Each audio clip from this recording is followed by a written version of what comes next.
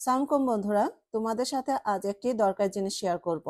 আমার যেহেতু ইলেকট্রিক চুলা, এর গ্লাস কুকটপটি আমি কিভাবে পরিষ্কার করি তা তোমাদের সাথে শেয়ার করছি। দেখতে পাচ্ছ আগের কি অবস্থা রয়েছে। এখন আমি এর উপরে লন্ড্রি ডিটারজেন্ট ছড়িয়ে দিলাম পরিমাণ মতো।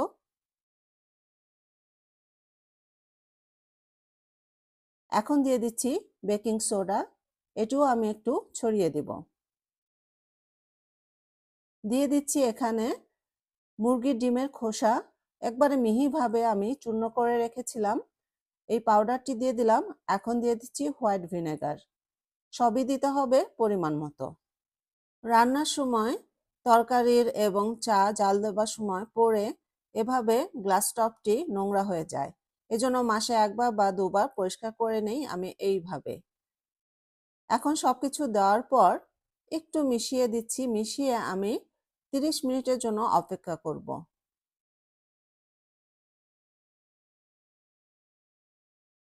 30 মিনিট পর থালা বাসন ওয়াশ করে যেসব ব্রাশ দিয়ে সেগুলো দিয়ে এখন আমি আস্তে আস্তে ঘষে ঘষে পরিষ্কার করব।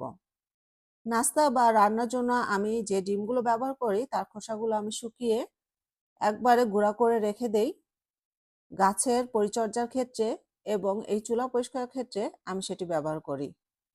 আমি খুব ভালোভাবে এখানে ক্লিন করে নিচ্ছি।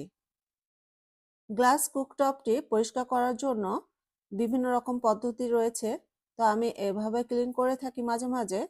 যদি তোমাদের ভালো লাগে করতে পারো।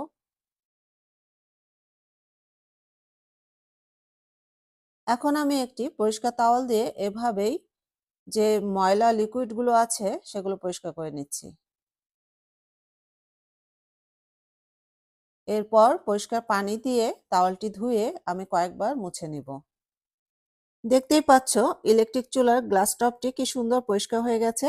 সবাই অনেক ভালো থাকবে। আল্লাহ হাফেজ।